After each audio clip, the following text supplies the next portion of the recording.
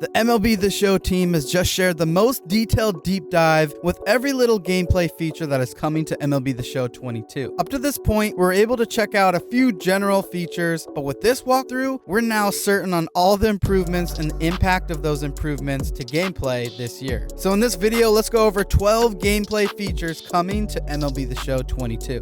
Now, before we jump into this list, please consider subscribing, as I'll be covering all the news running up to launch on April 1st. All right, let's get into it. Number 1, the dynamic PCI range. In previous years, the PCI, or otherwise known as the plate coverage indicator, would stay the exact same size no matter where the player would place it in the strike zone. Now with MLB The Show 22, the PCI is dynamic, and as the PCI moves outside of the strike zone, it'll get smaller based on how far away it is from the middle of the plate, as well as how good their ratings are. So if you're trying to battle on an 0-2 count, sliders outside of the zone will be harder to foul off, as the PCI will be much smaller than has ever been in the past. That may force you to really need to use the contact swing in those situations. This is meant to create more realism and immersion to the sport by simulating how difficult it is to hit pitches outside of the zone, especially when you're trying to extend an at-bat. This in theory should limit squared up hits with balls significantly outside of the zone, and also limit those really lengthy at-bats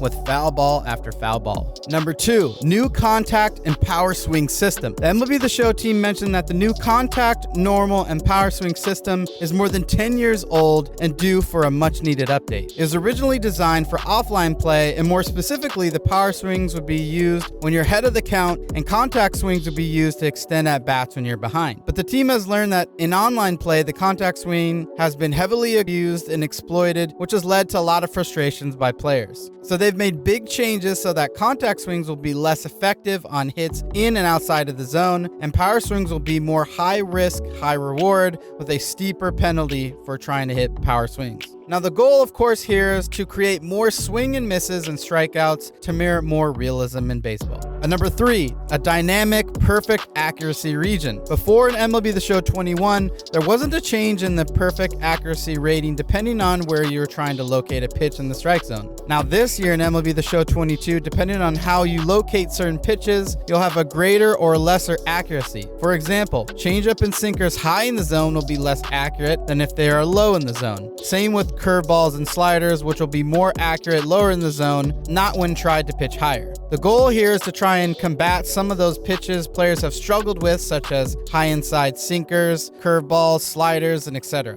while also making it very realistic. There are a few pitches that will not have any changes made to par. Those are fastballs, 4-seam, 2-seam, and cutters. You can expect those to be the same no matter where you try and put them in the zone.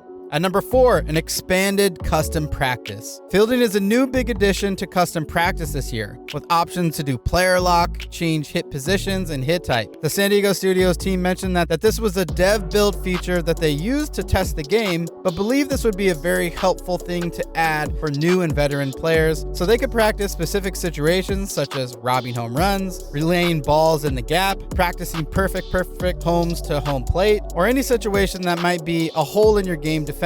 In addition, as you're practicing in real time, you can press R3 to quickly reset the play to the beginning, or you could hit L3 to quickly repeat the exact same play so you can practice it over and over again without having to jump into a menu. At number 5, improved baseball physics. The team has made smart changes to exit velocity in relationship to the timing of the batter's swing at the plate. Your exit velo is going to be different on pitches inside versus middle and outside. The reason for this is to better emulate the real sport, as the barrel will have more time to travel through the zone to generate the most leverage to create the higher velocity. So those inside pulled pitches with the barrel out in front of the plate is going to generate a high exit velo than pitches away or even middle. This of course assumes that you have perfect PCI placement on all of those pitches. So the major change here is the system will favor pulled home runs versus home runs to dead center and away. This of course really matters on hitter tendency and ratings, but ultimately we'll see that it might be easier to hit well-timed inside pitches for home runs.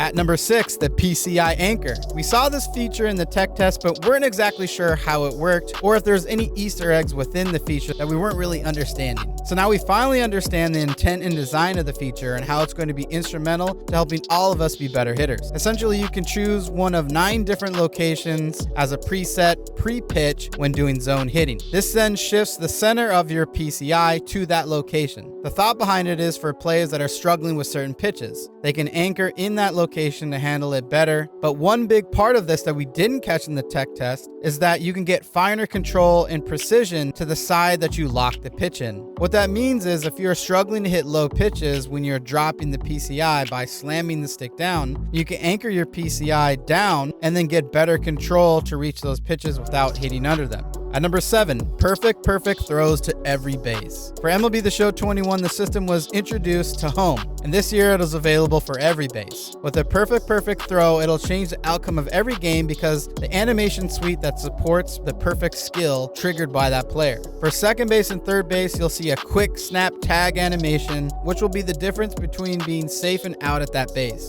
It's not just limited to the outfield either. You can also do it on throws to home when a ball is hit into the infield. Now, of course, arm accuracy for outfielders and infielders will matter so much more now. At number 8, new fielding and throwing animations. There is a significant amount of new fielding and throwing animations to provide more coverage for defensive animations in the game. A key part of the focus for MLB The Show 22 was to capture high efficiency animations that will be available to the best fielders in the game. You'll see a big difference between elite and great players as compared to below average players with their ability to get rid of the ball fast. Additionally, there's animations captured for setups, transitions, knockdown catches, dives, catching at first base, and so much more. At number 9, the OUTLIER perk has been adjusted. There will now be a higher accuracy penalty on pitchers with an OUTLIER perk, as well as a small velocity decrease. The idea here is that those high velocity sinkers and two seams and cutters will be easier to hit and not spammed as much as they has been online due to these changes from MLB The Show 21. At number 10, new gameplay style tuning. This year in MLB The Show 22, there are some big changes to gameplay styles. The casual style play will be much more easier. The competitive style is going to be much harder, and it'll really value player skill a lot more than player ratings. Pinpoint pitching is notably going to be much harder in competitive play, with the fastball gesture accuracy being much more difficult, but off-speed gesture accuracy being just a little bit easier. And for simulation, the playstyle will be a combination somewhere between competitive and casual, where the focus is on authentic MLB experience that plays true to the player and team ratings. At number 11, new difficulty settings. We've talked about the 2 new difficulty settings before with some guesswork, but now we have concrete details to exactly what the differences are between each. The 2 new settings are amateur and minor's difficulty. Now, to make these 2 make sense, I have to explain the definition behind beginner and rookie, which is where the 2 settings are sandwiched in between. The beginner difficulty is the easiest setting that allows player to learn the mechanics of the game.